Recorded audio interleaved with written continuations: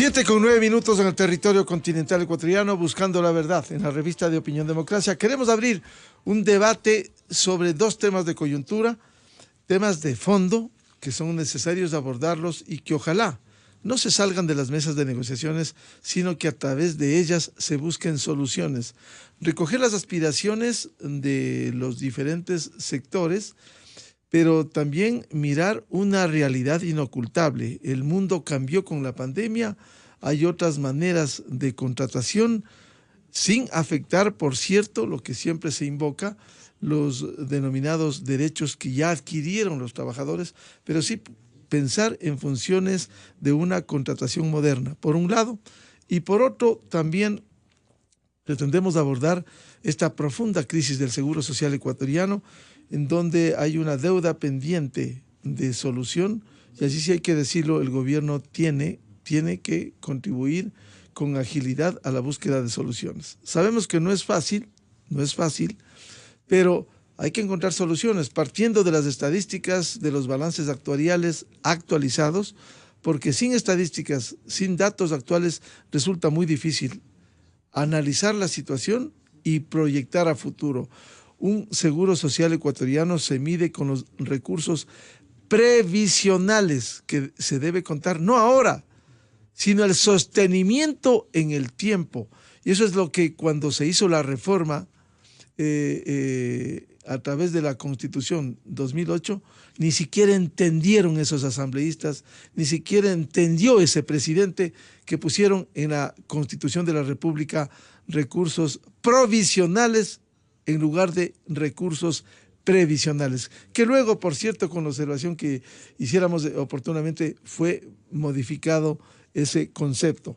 Quiero dar la cordial bienvenida a los invitados de hoy, a José Villavicencio, dirigente de los trabajadores, el doctor Gabriel Recalde del Centro de Estudio de la Política Laboral y el doctor Miguel Ángel Puente, abogado y laboralista. Bienvenidos. Quiero empezar con el señor dirigente José Villavicencio. ¿Cuál es la expectativa que tienen ustedes frente a una realidad inocultable? El marco legal de un código del trabajo del año 38, hace 83 años, necesita no solo los parches que se ha puesto a través de las últimas décadas y lustros, sino una nueva estructura que se apegue a una realidad, que atienda los nuevos escenarios de demanda de trabajo sin perjudicar, por cierto, lo que han logrado los trabajadores. Muy buen día a José Villavicencio. Buenos días, mi estimado Miguel, no sé si se me escucha. Sí, siga, por favor. Bien, gracias. Un saludo a usted y a toda su audiencia. Un saludo al doctor Miguel y a Gabriel Recalde. Mire, luego de haber mantenido la reunión con el presidente, aproximadamente más de 4 horas de un largo debate donde se dejaron sentadas las posturas, las propuestas y las demandas de parte y parte, y en particular a los trabajadores, pudimos consensuar en trabajar en 2 mesas que para el pueblo ecuatoriano es muy importante. Una es el tema laboral y otra la seguridad social. En el tema laboral hemos acordado partir de la propuesta que entregó el Frente Unitario a la Asamblea el 20 de octubre y obviamente también conociendo la propuesta que entregará nuevamente el gobierno, tomando en consideración de que ya la conocemos en algún nivel que fue presentada a través de la Ley de Oportunidades. La idea es entregar al pueblo ecuatoriano un solo código orgánico del trabajo. Nosotros le hemos planteado al presidente que las reformas o las leyes paralelas que se han dado en nuestro país, como la Ley de Justicia Laboral, la Ley de Optimización y Empleo Juvenil, la Ley de Justicia Laboral, digamos, la Ley Humanitaria, las famosas enmiendas que tenían el objetivo de garantizar empleo en el país, no lo han hecho. Y entonces es una falacia al pensar de que teniendo leyes paralelas o reformas al Código del Trabajo se va a generar más empleo. Y entonces aspiramos nosotros de que en esta mesa se pueda trabajar y se pueda llegar a un final feliz y los ecuatorianos tengamos un solo código orgánico del trabajo para regular una misma actividad. ¿Cuáles son los planteamientos concretos que va a presentar en estas mesas la dirigencia de los trabajadores, don José Villavicencio? Mire, la propuesta está entregada a la Asamblea Legislativa, que la ha empezado a tratar la Comisión de lo Laboral y Seguridad Social, y nosotros partimos de un principio fundamental que lo establece la misma Constitución, que es la progresividad de los derechos. Es un aspecto fundamental. Y entonces, partiendo de ese principio, nosotros hemos planteado de que se debe establecer la constitución de las distintas normativas, no únicamente en el tema laboral, sino en las diferentes actividades o en las diferentes leyes que analice, debata y apruebe la Asamblea Legislativa. Ahora, hemos revisado parte de esa propuesta, que no es de ahora, que lo ha presentado ya la dirigencia de los trabajadores. Está muy bien no tocar los derechos que han logrado hasta ahora, derechos que son irrenunciables. Sin embargo, mirando a futuro, esos derechos siendo importantes, no se va a poder consagrar cuando hay diferentes demandas. Los jóvenes, por ejemplo, no plantean la estabilidad. Ellos quieren tener nuevas modalidades de trabajo. ¿Cómo acoger eso y reivindicar lo que cerca de más de 5 millones de ecuatorianos no tienen pleno empleo en el Ecuador, don José Villavicencio? Todos vamos a coincidir que una de las principales necesidades que requiere el país es la generación de empleo, entre ellos un buen porcentaje de jóvenes y también de mujeres trabajadoras. El tema es de que ahí debe aplicarse el trabajo parcial permanente, donde el joven va a poder estudiar y trabajar. Si es que estudia en la mañana, podrá trabajar en la tarde y viceversa. Yo creo que no hay que generalizar. Habrá un porcentaje de que no quiere la estabilidad, pero yo creo que los jóvenes también aspiran a tener un empleo estable con salarios dignos para poder proyectar el futuro de su vida, tanto individual como familiarmente. Y entonces, evidentemente, está el tema del trabajo parcial, está el tema del teletrabajo, está el tema de regular el trabajo de las plataformas digitales, que hoy vemos que hay cientos de trabajadores que no tienen un ingreso digno, que no tienen protección en el tema de la seguridad social y a diario tienen accidentes. Entonces, es fundamental normalizar estos aspectos. Obviamente, para los que hoy ya cuentan con un empleo, pero sobre todo para esos 6 millones de ecuatorianos de la población económicamente activa que el día de mañana buscan tener un trabajo en las mismas condiciones. Bien, con estos planteamientos que ha resumido el presidente de la Unión General de Trabajadores del Ecuador, José Villavicencio, quiero saludar al doctor Gabriel Recalde del Centro de Estudio de la Política Laboral. ¿Cómo en este momento que vive el planeta, por un lado, por falta de fuentes de empleo, por otro, la pandemia que golpeara duramente, cómo viabilizar estos acuerdos a través de una mesa de diálogo y configurar el nuevo marco jurídico con los planteamientos que formulaba José Villavicencio, progresividad de los derechos y también el trabajo parcial permanente? Buen día al doctor Recalde. Muy buenos días, Miguel, igual a los invitados, un honor estar con ustedes. ¿Sí me escucha bien? Sí, está al aire, por favor. Muchas gracias, un honor estar con ustedes. De alguna forma ya José lo va dibujando, lo va estableciendo un marco de algunas normativas que se han ido poniendo en vigencia desde el año 2009, con mucha más intensidad desde el 2015 hasta la actualidad. Esa perspectiva hace necesaria que se instrumenten los fundamentos del derecho laboral y social que están radicados en el diálogo social, en el diálogo bipartito, el diálogo tripartito, mecanismos que establecen los instrumentos internacionales, en este caso el convenio 144, que es un convenio de gobernanza que establece mecanismos para poder establecer canales de coincidencia para establecer las reformas necesarias que necesita el Ecuador. Permítame, Miguel, poner un ejemplo muy concreto. Acabamos de nosotros acudir y estar en una consultoría con la Organización Internacional del Trabajo, y José lo conoce, en el marco del seguro de desempleo, en el que se instrumentó en este momento, en el año anterior y hasta inicios de este año, un mecanismo de diálogo en el que se han puesto en evidencia algunas necesidades para poder dar respuesta a la necesidad de la los cambios de desempleo, de subempleo, y esas mesas de diálogo, tanto bipartitas como tripartitas, han ido dando mecanismos de solución, tales así que los documentos ya refuerzan elementos técnicos precisos en las articulaciones de los diversos normativas que José ha citado y otras más, que de algunas de esas normas, de la ley de justicia, de la ley de promoción, de la ley humanitaria, habrá que rescatar algunos elementos tal vez desde los principios, pero un elemento clave para que se simplifiquen en la normativa y atraiga el tema de la inversión y atraiga el tema de la posibilidad de tener racionalizada la normativa laboral, va a ser el mecanismo del diálogo. Estas mesas están muy bien lideradas por la Presidencia de la República. Sin embargo, deberíamos también institucionalizarlas en mecanismos como los del convenio, que en la práctica están en el Consejo Nacional del Trabajo, y mecanismos institucionales que prevé el Código del Trabajo, que permiten poder dilucidar las normativas que requieren ser pulidas, simplificadas.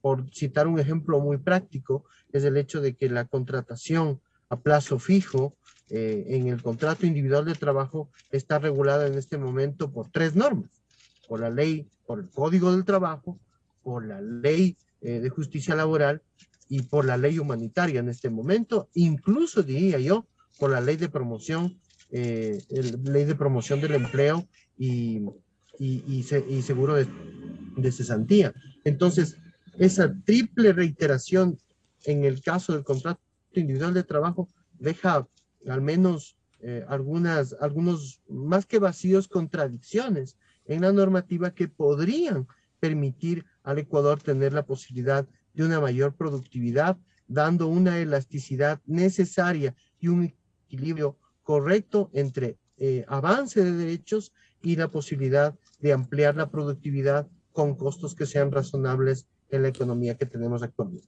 Eso implicaría, doctor Recalde, que no haya una inflexibilidad en las disposiciones cuando hay otras condiciones para poder acceder perdón la redundancia, a nuevas condiciones de contratación laboral. Evidentemente, yo creo que a veces hablar de flexibilidad o inflexibilidad es un cliché de alguna manera, porque lo que requiere el Ecuador en este momento es una identificación ya muy precisa, muy técnica de los elementos jurídicos que hoy están en debate. He puesto de manifiesto el tema del contrato a plazo fijo, hay que poner otros elementos tal vez incluso más estructurales, como el tema de la terminación de la relación laboral. Recuerde, Miguel, que en la ley de oportunidades se han establecido algunas reglas que eran un poco ambiguas, son un poco tal vez no tan precisas, y tal vez no con la precisión que se requería para el momento. Lo que me estoy refiriendo es que la ley de oportunidades crea un escenario de un código paralelo, cuando lo que tal vez deberíamos retomar es, como dice José, un nuevo código del trabajo o una reforma precisa que racionalice estas diversas normas y ponga en perspectiva lo que necesita el Ecuador. Y eso no es flexibilidad o inflexibilidad, es la verdad coherencia en la normativa laboral que ha ido creciendo en productividad y tal vez pero por otro lado en algunas contradicciones en su normativa y en sus disposiciones. Quiero dar la bienvenida al doctor Miguel Ángel Puente, abogado y laboralista. ¿Cómo ve usted este panorama a través de la creación de mesas de diálogo en donde se debata, que sea el diálogo el que encuentre su derrotero y que sea el que logre sacar nuevos textos, en este caso como se ha demandado el nuevo Código Orgánico del Trabajo, pero pensando en una realidad de crisis económica, pensando en los trabajadores, pero también en la necesidad de nuevos modelos de contratación? Muy buen día, doctor Puente. Buenos días, Miguel, un gusto poder compartir, gracias por la invitación. Buenos días, Gabriel, José, igual un gusto poder compartir esta mesa con ustedes. Bueno, yo creo que el diálogo, sin lugar a dudas, es el mecanismo idóneo para poder desarrollar un cuerpo normativo y más aún en una norma que tiene una incidencia social tan importante como las normas de carácter laboral. Sería impensable que se establezcan normas laborales sin que haya primado justamente el diálogo entre las partes involucradas, de ese diálogo tripartito al que se refería Gabriel. Creo que es fundamental e importante que eso suceda, pero debemos entender igualmente la realidad en la que estamos viviendo. Hoy estamos viviendo una etapa posiblemente ya post pandemia, en la cual, de acuerdo a la propia Organización Internacional del Trabajo, había hecho previsiones muy duras y graves respecto a las pérdidas del trabajo a nivel global, 350 millones de empleos a causa de la pandemia, y a nivel de Latinoamérica solamente 49 millones de empleos habían perdido justamente a causa de la pandemia.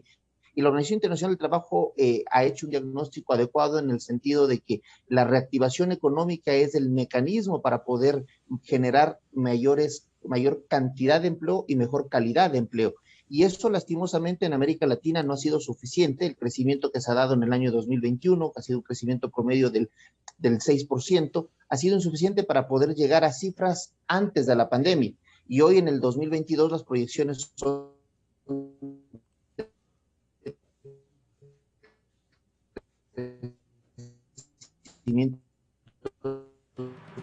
menores, entre 2 y 3%, ambientes adecuados para generar precisamente condiciones que generen oportunidades de generar empleo. Y esto es importante mencionarlo porque la propia Organización Internacional del Trabajo hace un llamado a los distintos gobiernos para que puedan flexibilizar, así con esa palabra que muchas veces es mal escuchada, la propia Organización Internacional del Trabajo, el organismo macro de defensa y de protección de los derechos de los trabajadores, hace un llamado para que se pueda flexibilizar, un llamado a los gobiernos para que puedan flexibilizar sus normas, con el propósito precisamente de, ojo, de ninguna manera precarizar, de ninguna manera retroceder en los derechos adquiridos de los trabajadores, pero sí adecuarnos a las condiciones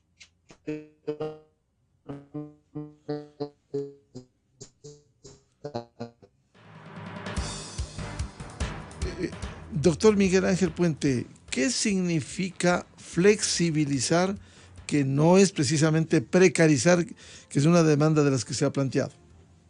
Yo creo que es generar condiciones que permitan una mayor movilidad laboral. ¿Qué significa la movilidad laboral, este concepto? Es que una persona está trabajando hoy en un empleo y mañana por A, B o Z circunstancias decide cambiar y decide dejar ese puesto de trabajo y tenga la posibilidad de poder encontrar en un menor plazo posible un nuevo empleo. Movilidad laboral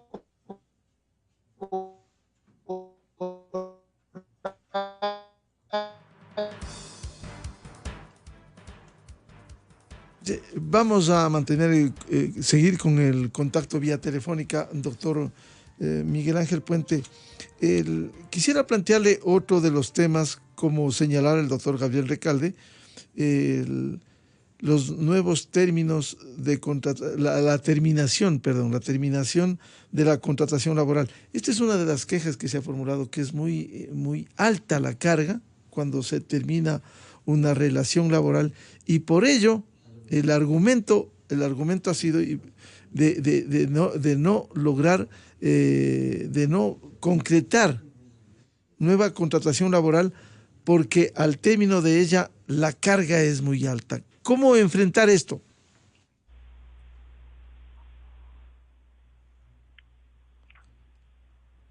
Sí, doctor Puente, le escuchamos. Perdón, Miguel, no le escuché la pregunta. ¿Me puede repetir, por Sí, favor? le decía que el doctor Gabriel Recalde decía que uno de los tantos temas que hay que abordarlos también es la terminación de la contratación laboral, que hoy es muy alta y que por ello los empleadores no se han empeñado en nuevas contrataciones, porque cuando sale un trabajador la carga es muy alta. ¿Qué piensa de esto? Bueno, es uno de los elementos que hay que considerar. Lo que yo decía es, primeramente, condiciones en las cuales sea más fácil contratar para que exista esa posible movilidad laboral. es decir, Gabriel también hacía referencia que, por ejemplo, el contrato de trabajo a plazo fijo está regulado en varias normas. Por eso yo creo que sí es importante una reforma laboral. Lo ideal sería tener un nuevo Código del Trabajo que reemplace el de 1938. Eso sería incluso mi aspiración personal. Pero hay que considerar las condiciones reales en este momento, condiciones políticas, condiciones en las cuales el gobierno es muy probable que no pueda pasar un nuevo Código del Trabajo. Ante eso yo creo que sí es indispensable una nueva normativa que lo que haga es unifique, condense, depure la normativa laboral que se encuentra dispersa en distintas normas, en distintas leyes, en distintos acuerdos ministeriales, inclusive normas de orden secundario, y para eso es importante, reitero, que haya una nueva ley que lo que pretenda es justamente establecer el marco que permita generar condiciones a través de las cuales se pueda generar empleo. Como decía, estaba mala la comunicación, no sé si me escucharon, sí, pero les decía, justamente, las leyes per se no generan empleo, pero justamente es indispensable que las leyes generen condiciones a través de las cuales se permita la reactivación económica. Y esos son los temas que yo creo que una ley, una nueva ley laboral puede permitir, generar modalidades de contratación y regular también la forma en la cual se va a mantener esa relación laboral a lo largo del tiempo, y también regular el tema de la terminación de la relación laboral, porque todos estos significan costos que de una u otra manera, reitero, de ninguna manera se puede pensar en un retroceso de los derechos adquiridos ni tampoco vulnerar los derechos de los trabajadores, pero sí ponernos en la realidad actual en la cual necesitamos reactivar la economía del país. Solo una reactivación económica permitirá la generación de puestos de trabajo. Y para la reactivación económica se necesita un marco legal adecuado, pero se necesitan también condiciones, es decir, competitividad, mejorar el tema de tramitología que tanto afecta al sector productivo, mejorar las condiciones justamente impositivas, mejorar las condiciones laborales, porque esto va a redundar en beneficio de todos los trabajadores, es decir, en la medida en que se reactive la economía, personas que hoy están en el desempleo o en el empleo inadecuado van a pasar a la formalidad, y aquellas personas que no tienen un empleo posiblemente sean contratadas, es decir, esto es un círculo virtuoso. Yo creo que lo importante en todos estos diálogos, que yo creo que hace bien el gobierno al haber convocado a este diálogo entre el sector de la dirigencia laboral y el sector estatal, obviamente tienen que involucrarse a todos los actores, pero es indispensable que este diálogo entendamos cuáles son los puntos en común. Yo creo que José, que está aquí en representación de la Unión General de Trabajadores, Gabriel y todos estamos tal vez en esta mesa y quienes nos están escuchando, creemos que hay un solo objetivo común y nacional que debe ser la generación de puestos de trabajo. Entonces, ante eso debemos declinar posiciones que en un momento determinado pueden ser del un lado y del otro, tal vez radicales, y entender que hay una prioridad nacional que es la generación de puestos de trabajo. Todo lo que se haga para poder conseguir este objetivo, que es la generación de puestos de trabajo, es lo adecuado. Y por eso es que es indispensable que este diálogo esté orientado y esté guiado por esa prioridad nacional que es la generación de puestos de trabajo. A propósito de lo que señala el doctor Miguel Ángel Puente, señor presidente de la Unión General de Trabajadores del Ecuador, José Villavicencio, ¿cómo lograr trabajar en un mismo sentido, en un mismo camino que permita la generación de puestos de trabajo? Esto es importante sin perjuicio de lo que se ha logrado hasta hoy. A ver, hay dos aspectos que me parece que son muy importantes resaltar que ha planteado el doctor Puente. La Organización Internacional del Trabajo hace un análisis post pandemia y dice y ratifica el tema del trabajo decente. Eso es muy importante para el desarrollo de la economía de los países. Y cuando hablamos del trabajo decente, obviamente se relaciona con el principio de la progresividad. Segundo, otro aspecto que ha planteado es el tema de establecer es de que si no tenemos una economía sólida, no vamos a generar empleo más allá que tengamos una ley flexible como se ha venido planteando. Entonces, son dos aspectos fundamentales a considerar, que la generación de empleo no pasa por tener varias o una normativa paralela al Código del Trabajo, sino obviamente tener una economía fortalecida, que eso es un aspecto que hay que tomar en consideración. Tercero, nosotros hemos ratificado la predisposición de sentarnos en la mesa y de hacer uso de lo que decía Gabriel, del tema del tripartito, del tema del bipartismo, para demostrarle al país, al mismo gobierno, que nosotros hemos estado siempre predispuestos a debatir, a discutir. Hay una propuesta, o mejor dicho, hay varias propuestas. no únicamente es la del PUD, no únicamente la del gobierno, sino en la Comisión de lo Laboral y Seguridad Social hay varias propuestas. ¿Cuál es el objetivo nuestro? De que esas propuestas se unifiquen en una sola normativa, y eso nos va a permitir también poder derogar un sinnúmero de leyes y decretos y acuerdos ministeriales que no han resuelto esa problemática o esa necesidad que todos coincidimos que es la generación de empleo. Más o menos hay 43 contratos en nuestro país, 43 tipos de contratos. Unos los establece el Código del Trabajo, otros la Ley de Justicia Laboral, otros la Ley de Optimización de Empleo Juvenil, otros la Ley Humanitaria, y también hay un tema de contratos a través de acuerdos ministeriales como el tema del giro del negocio, que entre comillas se adapta, mi estimado Miguel, a las condiciones de generar empleo, y esto se da un poco en el sector petrolero, en el tema de la Amazonía, pero hay una particularidad, de que a usted le pueden dar 1 y 100 veces ese mismo tipo de contrato, y la pregunta es, ¿cuándo va a obtener usted una estabilidad que sería lo adecuado luego de haber accedido a 3 o a 5 contratos? Entonces, a mí me parece que eso es fundamental, ir normando, porque hay un aspecto, si garantizamos después de un proceso la estabilidad, obviamente va a fortalecer la economía. Si generamos empleo estable, también se va a fortalecer el Instituto Ecuatoriano de Seguridad Social.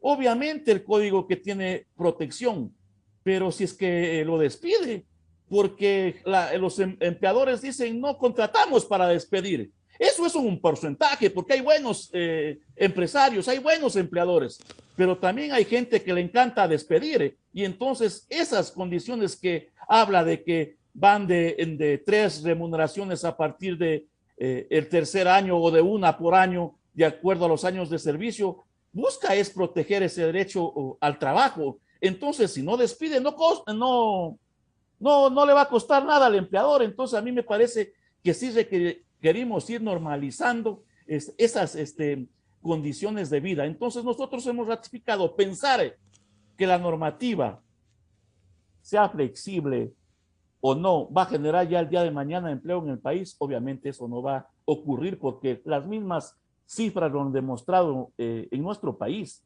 Desde el 2008 hasta la actualidad, no se ha generado fuentes de empleo o lo que se llama el pleno empleo en el país. Entonces, evidentemente, post pandemia, sí, el gobierno ha dicho hay 400,000 empleos nuevos. Nosotros decimos, a ver, un ratito, no son nuevos empleos, estamos recuperando esos empleos que se perdió por la pandemia en el 2020 y parte del 2021. Entonces, nosotros vamos a demostrar la predisposición y la voluntad de sentarnos a discutir y obviamente recoger también las observaciones, las críticas, pero que tenga un solo objetivo, darle al país una sola normativa laboral. Don José Villavicencio, pero de aquí a futuro, porque ese es el planteamiento, de aquí a futuro mantener disposiciones rígidas, por ejemplo, en el caso del despido, con otras condiciones, si hay un nuevo modelo de contratación, si los jóvenes quieren trabajar 1 año, 6 meses, porque se van a estudiar al exterior o lo que fuere, no se puede mantener esas disposiciones rígidas que quizás ha sido el argumento de un sector de empleadores para no contratar. El problema es de que no hay condiciones rígidas para 6 o 1 año. No las existen. El problema es como que hemos generado una polémica de elementos que no son reales. Si es que usted le contratan por 6 meses, 1 año, no tiene que pagar esas condiciones rígidas, entre comillas. El presidente Lasso también nos ha planteado, es que el Código del Trabajo del 38 ahuyenta la inversión. Primero, mi estimado Miguel, ya no es el Código del 38, ha tenido más de 100 reformas. Ya no es el mismo código del 38. Y entonces a mí me parece que como que queremos posesionar de que el Código del Trabajo es el responsable de que no se ha generado inversión en el país, y no es tanto así. Está el tema de la tramitología, está el tema de que no se ha garantizado la seguridad jurídica en el país, entre otros aspectos. Entonces nosotros decimos, en la misma propuesta que presentamos a la Asamblea, le estamos garantizando la seguridad jurídica al sector empleador. Entonces a mí me parece que son aspectos que hay que tomar en consideración. Doctor Gabriel Recalde, este tema es discutido y que no se ha podido solucionar el tema que se ha mencionado de la flexibilidad. Aun cuando usted decía hablar de flexibilidad o inflexibilidad, no lleva a la solución de los problemas, pero hay que buscar nuevos mecanismos de contratación, no con las mismas condiciones del pasado, porque ese es el problema. Nuevas condiciones, no con las mismas prerrogativas del pasado. ¿Cómo armonizar esto? Justamente es esa, Miguel, el punto. El cambio del artículo 14, para ya hablar en términos un poquito más precisos, involucra, que es el de estabilidad mínima, Miguel, y que todos acá conocemos, obviamente, por la experiencia, tiene una interrelación con la terminación de la relación laboral. Y la terminación de la relación laboral tiene que ver con la jubilación patronal. Es decir, todo el sistema del Código del Trabajo tiene actualmente un encaje total. Es decir, que la tarea es bastante compleja y bastante técnica, en el sentido de identificar cuál es el modelo que queremos, en el que tal vez haya más libertad de contratación, en el cual catapultaría una reforma a lo que manifestaba José sobre cómo establecer la fórmula de la terminación de la relación laboral, que actualmente es de 0 a 3 años, 3 sueldos, tomando en consideración que la fracción se entiende por año cumplido, y de 3 en adelante, 1 por cada año hasta 25, y ahí se cuadra la jubilación patronal, con el elemento de que a los 20 años, si alguien es despedido, puede recibir jubilación patronal proporcional. Todo ese sistema está encajado, todo ese sistema está armonizado, está funcionando en el Ecuador. La pregunta es, ¿qué es lo que queremos? ¿Queremos que ese sistema cambie? ¿Queremos que ese sistema, si queremos decirlo como de alguna forma se ha planteado a lo largo de muchos años, se flexibilice, se acople en condiciones de costos menores, o queremos conservarlo poniéndole excepciones? Antes de dar respuesta a esa pregunta, como bien han manifestado los colegas de este panel, hay un sinnúmero de normas, y en el centro las hemos identificado en algunos informes, que se encuentran en contradicción en este momento.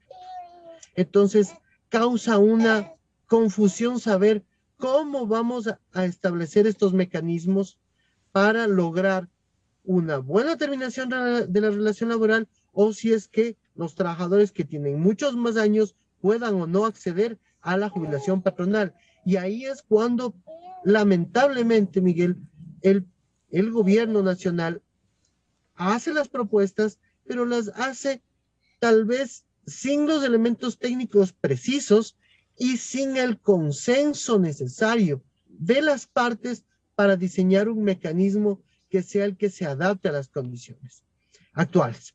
¿Cuál creo yo que podría ser el mecanismo?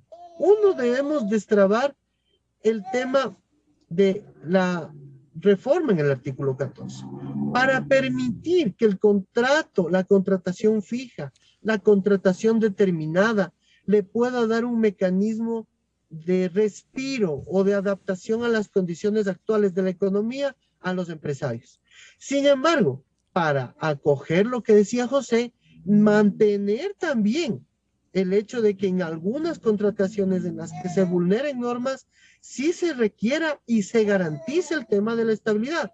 Más otro elemento que no se ha mencionado todavía aquí, es que sí es necesario fortalecer la contratación colectiva. No debemos tenerle miedo, incluso en el sector privado. Miguel Puente, mi amigo, conoce. ¿Por qué? Porque la contratación colectiva también le da un mecanismo de movilidad a las circunstancias laborales, no solamente aquí, sino en todo el mundo. Y eso es lo que es el trabajo digno, el trabajo decente del que hablaba José. Entonces, en definitiva, dos aspectos fundamentales.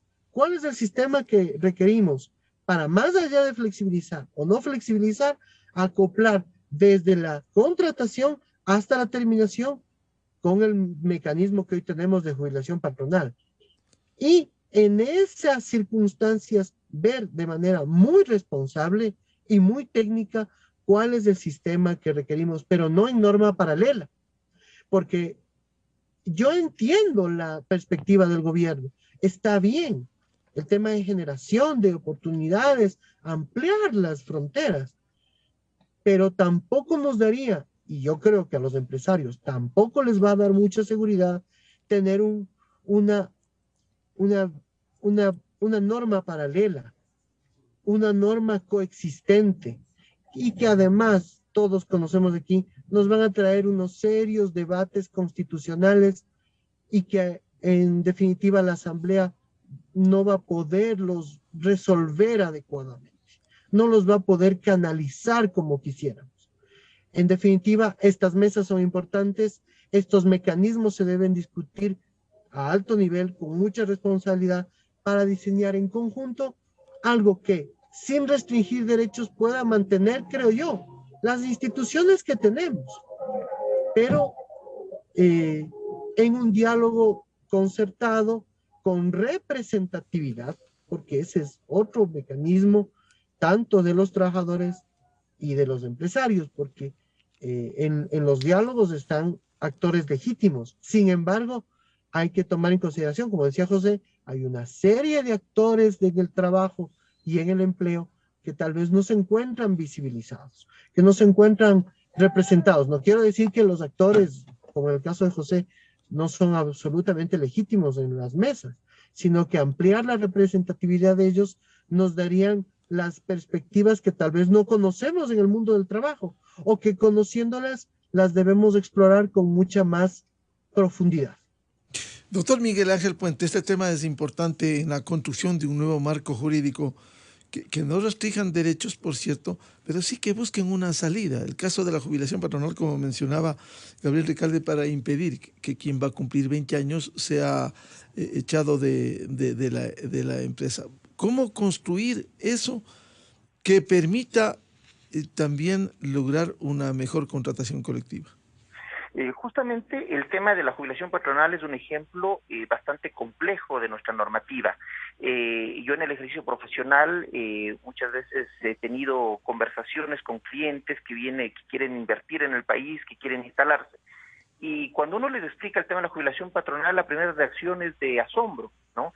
Porque la pregunta es, pero no existe un sistema de aportación para jubilación en el país. Y entonces es más difícil aún explicarles que sí, existe un sistema de aportación a la seguridad social para la jubilación, pero que adicionalmente existe otra jubilación. Ecuador es el único caso en la región en que tiene una doble jubilación. Por ejemplo, este es un tema, reitero, complejo de abordarlo, pero que es indispensable hacerlo. La jubilación patronal, y en eso discrepo, coincido en muchos de los temas mencionados por Gabriel, pero discrepo en el tema de que el sistema de la jubilación patronal ha funcionado en el país. No ha funcionado en el país, y por esa razón, porque es un sistema adicional que nació de una manera, fue conceptualizado justamente para brindar jubilación a quienes requerían la jubilación por el transcurso de la vida, y eso es correcto, pero nació antes de que exista la Ley de Seguridad Social. Cuando nació la Ley de Seguridad Social y estableció justamente una de las prestaciones, la de jubilación, se omitió reformar esta disposición normativa del Código del Trabajo del artículo 216, y por lo tanto hoy existe un doble sistema que lo que hace es encarecer precisamente los costos de las empresas, y que lo que genera es un desincentivo para que se mantenga justamente esa estabilidad de la cual tanto hemos hablado ahora. Justamente por un lado, digamos, las posiciones de los dirigentes de los trabajadores dicen hay que mantener la estabilidad, pero por otro lado existe una norma anacrónica como la jubilación patronal, que lo que hace es justo lo que usted mencionaba, Miguel, que muchas empresas, ante la imposibilidad, no es ante la imposibilidad económica de poder mantener o pagar una jubilación patronal, lo que hacen es terminan las relaciones laborales antes de que el trabajador cumpla los 20 años. Entonces, eso es una práctica. Entonces, ¿qué es lo que queremos hacer? Tenemos que armonizar el discurso, y por un lado, si queremos establecer estabilidad laboral, debemos establecer normas que permitan precisamente en armonía entre el trabajador y el empleador mantener esa estabilidad, pero no por otro lado tener una norma anacrónica como la jubilación patronal, que lo que hace es desincentiva la posibilidad de mantener personas que con experiencia, que con años de conocimiento, tanto de edad como de conocimiento de la empresa, pueden mantenerse y aportar precisamente de manera positiva.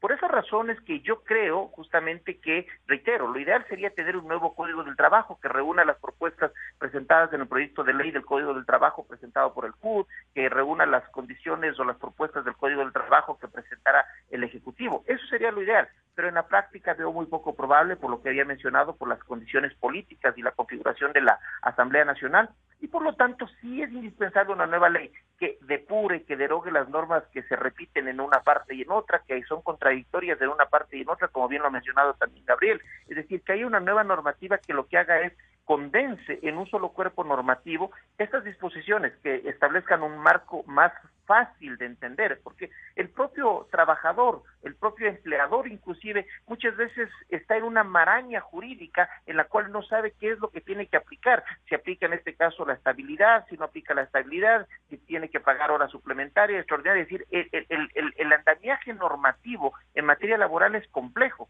y por esas razones que necesitamos que exista una norma que depure todo ello y que nos establezca reglas de juego claras en las cuales trabajadores y empleadores sepamos las condiciones que, sin vulnerar derechos de los trabajadores, y eso reitero en cada ocasión, sin vulnerar derechos de los trabajadores, sí permitan tener condiciones que sea más fácil contratar, más fácil la movilidad laboral, más fácil la terminación de la relación laboral, más fácil efectivamente la manera en la cual bajo determinadas justas causas se puedan terminar esas relaciones laborales y sin tener que incurrir en costos y en procesos de orden administrativo, como por ejemplo el tema del visto bueno, que es una figura que está en la ley, pero que cada vez tiene menor aplicación por la complejidad que esto representa y por la poca objetividad en la que muchas veces se resuelve. Por esas razones que yo creo que es indispensable ir construyendo entre los trabajadores, los empleadores y el gobierno nacional una normativa que, reitero,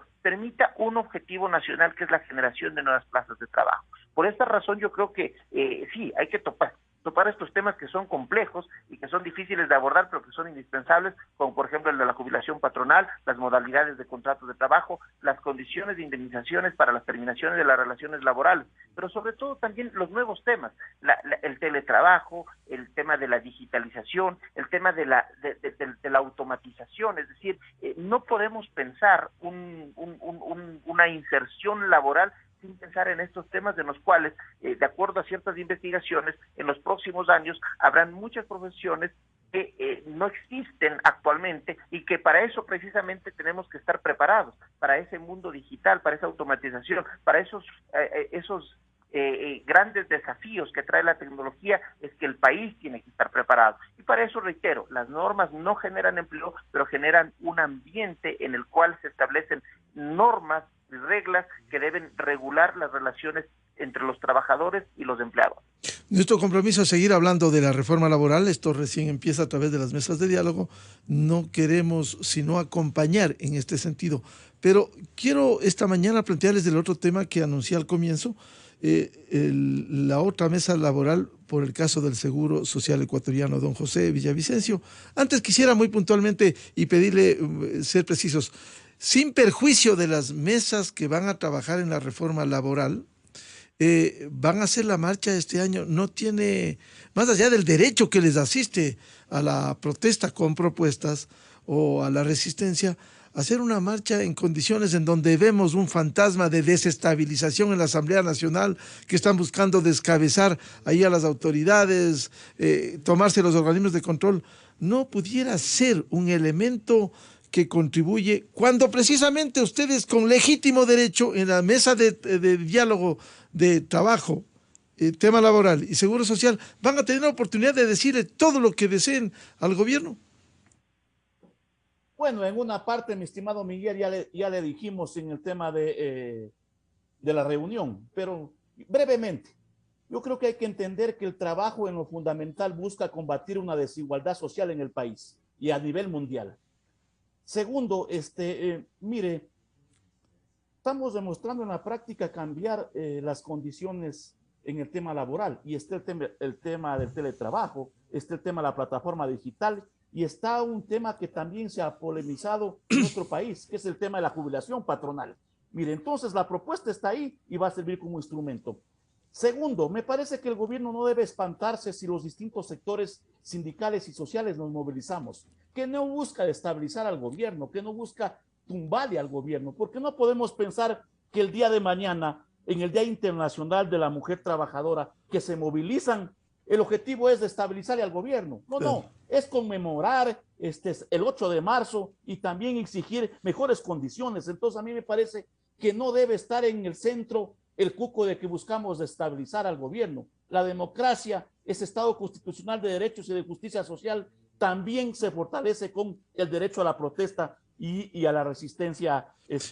Si me permite, José, depende de los objetivos. Vemos a un señor Issa que está recorriendo las comunidades y está incentivando las acciones de salir a la ciudad en su momento, luego de que se le cayó el discurso del congelamiento de los precios de los combustibles. Es decir, si hay acciones. Lo que decía yo, no contribuir más allá del legítimo derecho que tienen a la protesta con propuestas y a seguir en el diálogo para buscar salidas. Sí, obviamente el objetivo nuestro es de que se mejoren las condiciones de vida y plantear las principales necesidades, y nosotros no nos vamos a cansar de ratificarlo, ese derecho a educación, a la salud, al empleo, a vivienda, que son aspectos fundamentales, más allá que alguna gente tenga otros objetivos. Nosotros hemos sido claros en nuestro planteamiento y en nuestro discurso. Obviamente, oponernos a las privatizaciones. En el tema del IES, el presidente Lasso ha dicho, no voy a privatizar el IES. Presidente, le tomamos la palabra, vamos a estar vigilantes, pero también hay otros aspectos que nos preocupa, que van a ser parte de la discusión, del debate y también de los planteamientos de la jornada del 23. Pero que el objetivo no es decirle al gobierno quiero que te vayas o desestabilizarlo. Nuestros objetivos han sido claros en exigir las principales necesidades y demandas del pueblo ecuatoriano. Sobre el tema del seguro social, don José Villavicencio, cierto es que ustedes han reivindicado no privatización del seguro social, el gobierno ha dicho que no, pero hemos escuchado a dirigentes, y lo va a decir con todo respeto al señor Sánchez, cuando dice, pero están hablando de la cuenta individual. La cuenta individual no es privatización. La cuenta individual debió haber hecho, y esta es una deuda entre las tantas pendientes del Seguro Social ecuatoriano que debiera tener de cada uno de los afiliados, de los jubilados, debiera tener esa cuenta individual. Pero eso no es privatizar, sí buscar salidas. Y además quiero decirle, don José Villavicencio, aquí hay una corresponsabilidad. Es una vergüenza lo que hacen, y se lo digo y se lo he dicho en la cara, lo que hacen los representantes de los empleadores, el señor César Rodríguez y el señor representante de los trabajadores, el señor Luis Clavijo. ¿Qué han hecho en tantos años que están ahí? ¿Qué han hecho? ¿Qué han aportado? ¿Por qué no han contribuido para la solución de la crisis y no ser una carga más como miembro del Consejo Directivo? Mire, obviamente que vamos a coincidir, mi estimado Miguel. Nosotros no reconocemos al Consejo Directivo del IES, y en particular al tema de los afiliados. Fue destituido en el 2015 por querer desconocer la deuda de salud, por haber aprobado la resolución 501, el señor Clavijo junto al señor Richard Espinosa. Pero el señor Water le volvió a ingresar por la ventana, si cabe el término. ¿Cómo vamos entonces a reconocer a un representante que quiso desconocer las obligaciones que tenía el Estado con nuestro patrimonio? Entonces, evidentemente, yo creo que el diagnóstico está ahí, pero obviamente no es responsabilidad de los afiliados, jubilados y pensionistas. Yo creo que deberíamos plantear varios aspectos en el tema administrativo y en el tema económico, y aspiramos de que eso se dé en las mesas. Creo que es fundamental una auditoría integral al IES y al BIES, elecciones democráticas del Consejo Directivo del IES, una reforma a la Ley de Seguridad Social. Yo creo que la Comisión Anticorrupción debe participar en el tema de combatir la corrupción. Es radicalización de las mafias, de los actos de corrupción que hay en el IES. Yo creo que hay que activar una Contraloría Social, y me parece que obviamente el otro aspecto es establecer un plan de pagos con la deuda que tiene el gobierno. Hay que cobrar la deuda patronal, actividades que nos permitan, yo digo, a saber cuánto mismo es el patrimonio que tenemos los ecuatorianos en activos, porque resulta que hay terrenos que han sido evadidos por los gobiernos autónomos centralizados, que han sido evadidos por mismos ciudadanos, y el IES no tiene control de eso. Entonces, me parece que son aspectos fundamentales. Y obviamente a la par de eso, requerimos plantearle una propuesta en el tema económico. Creemos nosotros que hay que crear un fondo común partiendo de lo que hoy tiene el Instituto Ecuatoriano de Seguridad Social, porque hay un aspecto. El mismo estudio actuarial que lo hizo el IES a finales del 2021 establece de que si el Estado cumple con el 40% de las pensiones jubilares, se estaría garantizando este beneficio, este derecho, hasta el 2043, en el peor de los casos hasta el 2039. Entonces creo que tenemos el tiempo para ir trabajando en una propuesta partiendo desde el ámbito administrativo y también económico. Bien, doctor Gabriel Recalde, ¿cómo afrontar esta crisis del IES a través de la mesa de diálogo que permita que salgan, que se propongan salidas concretas, más allá del discurso, por legítimo que sea, sino buscar soluciones a esto, desde los tres sectores: el gobierno, que le tiene deudas altas con el Seguro Social, los empleadores, que son parte de esto, y los trabajadores? Bueno, primero un elemento que de alguna forma ya se trasluce del debate que estamos haciendo, y es el hecho de que la reforma laboral va a estar íntimamente ligada a la de la seguridad social. Es decir, esa concomitancia que va a haber entre las dos reformas es fundamental. Pero vamos al punto fundamental. Y el punto fundamental es el financiamiento de la seguridad social después de la misma reforma a la ley de justicia laboral respecto del 40%, esa deuda permanente que mantiene el Estado ecuatoriano con la seguridad social, y una definición clara de cuáles son las estructuras y el mecanismo del financiamiento de nuestras prestaciones a futuro, y para ello reeditar los debates necesarios, es decir, hasta cuándo puede tener cobertura el seguro de salud, si puede ir hasta los dependientes o no, en unos montos de más o menos 450 millones de dólares, que abarca el hecho de poder tener la contingencia de salud para las cargas, para las que tienen los trabajadores, que tiene de hecho una implicación también laboral, el mecanismo para saber cómo es que el gobierno va a ponerse al día respecto a este déficit que existe, sobre todo en el seguro de salud, pero también saber cuál va a ser el mecanismo que vamos a elegir para el tema de jubilación. Y ahí se mezcla la reforma laboral, porque Miguel, y de alguna forma yo también lo pongo en el debate, doble jubilación o un mecanismo compensatorio, me refiero a la coexistencia de jubilación patronal y jubilación del IES, reeditar y volver a tener en consideración el tema de años para jubilación y los diversos mecanismos que existen para jubilarse, es decir, desde jubilación ordinaria, por vejez, por incapacidad, y todos esos mecanismos deben estar actualizados frente a una necesidad financiera y jurídica empatada al tema laboral. Esta unión, esta fusión que existe entre el sistema de salud y el sistema de la previsión de la seguridad social, porque recuerde, Miguel, que en Ecuador tenemos una simbiosis, una mezcla, una fusión entre la seguridad social, la previsión de la seguridad social y el sistema de salud, que ocasionan efectos como los que vemos todos los días: ineficiencia, corrupción, elementos de falta de representatividad y adecuada designación de autoridades, la volatilidad política, más acentuado por los elementos de la falta de elección definitiva para el Consejo Directivo, que es una norma pendiente de la cual hay orden de la Corte Constitucional y que la Asamblea todavía no se ha puesto a tono en ese sentido, y era lo que pues usted con José debatían hace un momento. Señalar que estos elementos deben estar concomitantes.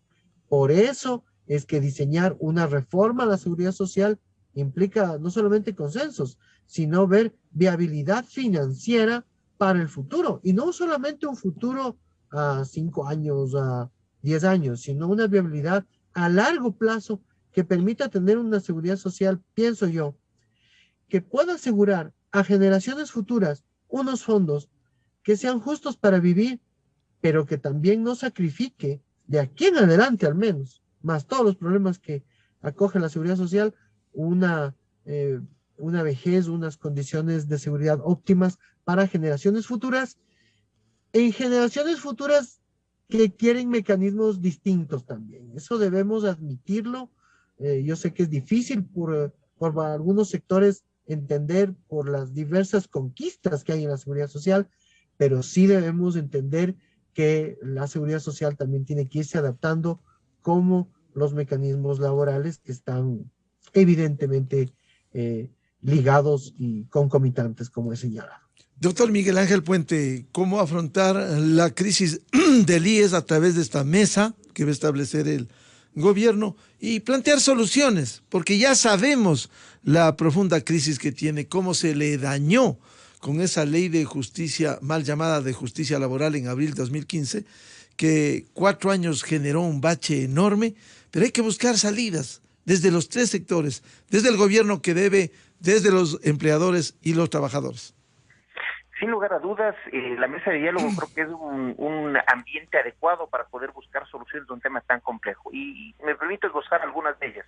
Primero, hay que trabajar en una modernización del IES. Es indispensable, no podemos pensar que el IES, ese elefante blanco, y no me refiero justamente de ninguna manera a los prestadores, por ejemplo, del seguro de salud en el Instituto de Seguridad Social, pero sí en la parte administrativa. Por ejemplo, el IES no se ha modernizado, ahí estamos buscando que las condiciones de prestaciones se adecúen a las realidades actuales y sin embargo vemos un Instituto de Seguridad Social que no se ha modernizado. Hay que buscar un manejo técnico, no político, que el IES deje de ser la caja chica de los gobiernos de turno, y para eso se necesita justamente un nivel de representatividad adecuada. Ya lo mencionaba José, es indispensable que los trabajadores, que son los propietarios del IES, puedan tener efectivamente un poder decisorio en la toma de decisiones de manera técnica en el Instituto de Seguridad Social. Entonces, 1 es la modernización, 2 es justamente el manejo técnico, no político, 3 es el tema de la deuda pública. Es indispensable que se pueda definir el monto de la deuda pública y también un mecanismo de pago de la misma.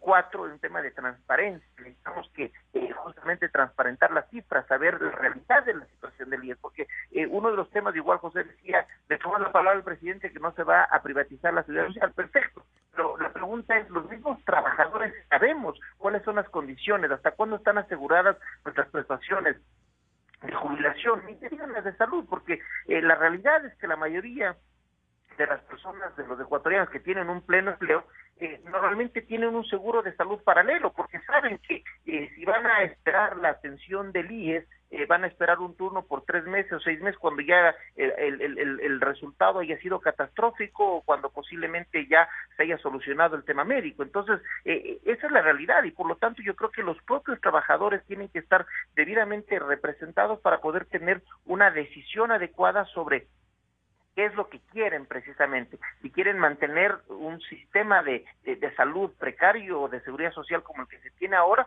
o tal vez permitir la posibilidad de que los trabajadores escojan entre otros sistemas, como por ejemplo, no nos vayamos muy lejos, lo que pasa en Colombia, existen justamente ante el deterioro de la seguridad social, se hizo una reforma que fue crucial en Colombia que permita precisamente la libre la posibilidad de que los trabajadores puedan escoger el sistema de salud dentro de la seguridad social a través de las empresas prestadoras de salud, las EPS. Entonces, cosas por el estilo, ¿no? Que no necesariamente, reitero, implican privatizar el sistema de seguridad social, pero que sí implican alternativas, porque la otra opción que tenemos es seguir quejándonos, como yo desde que era joven o adolescente, veía las mismas quejas que sigo escuchando el día de hoy, es decir, la seguridad social no tiene futuro, la seguridad social, los servicios de salud de la seguridad social son precarios, no existen medicamentos, no existen turnos, uno quiere, cuando una persona va a operarse le dicen que no tienen los insumos, que tiene que esperar 1 o 2 años. Entonces, ¿queremos eso o queremos un cambio? Y para eso, reitero, se necesita modernización, manejo técnico, transparentar el tema del la información, el pago de la deuda pública y algo de fondo que es definir el sistema.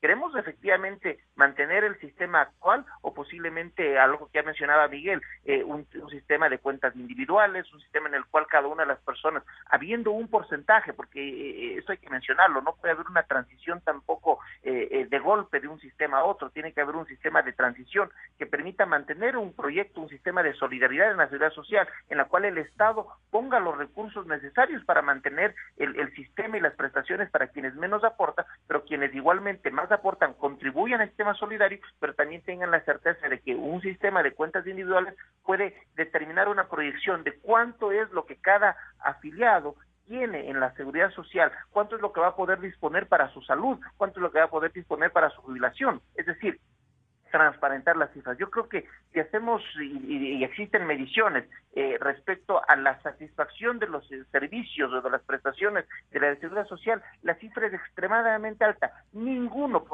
estoy posiblemente extremando, pero la mayoría de los trabajadores no están de acuerdo con las prestaciones de la seguridad social. Entonces hay un problema, y ese problema hay que enfrentarlo. Entonces, para eso reitero, esta mesa de diálogo entre los trabajadores, entre los representantes de los trabajadores y el sector y los representantes del Ejecutivo es indispensable. Y obviamente esto no se va a votar aquí porque reitero que todo esto al final va a terminar en un ambiente que de una u otra manera es político en la Asamblea Nacional y luego naturalmente va a terminar también inclusive en un control constitucional, lo cual es adecuado, pero reitero, el camino es largo, pero hay que comenzar a caminarlo. Y yo creo que el inicio del establecimiento de estas mesas de diálogo es un primer buen paso para poder efectivamente abordar estos temas de fondo, que reitero, el país requiere tener una reforma laboral, necesita tener una reforma en el tema de seguridad social y necesita obviamente tener un ambiente adecuado para que exista en el país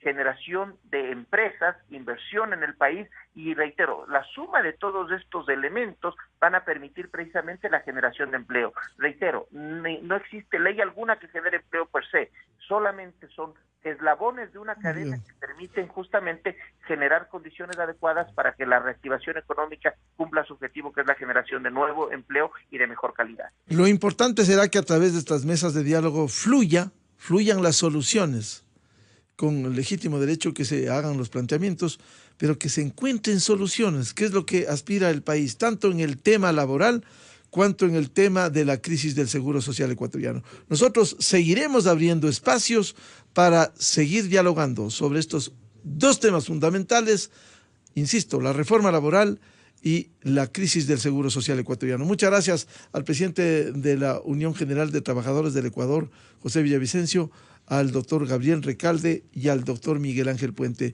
Muchas gracias, muy amables, muy buen día, su aporte. Buenos días. Muy amables. 8:11 minutos en el territorio continental ecuatoriano, buscando la verdad en la revista de Opinión Democracia.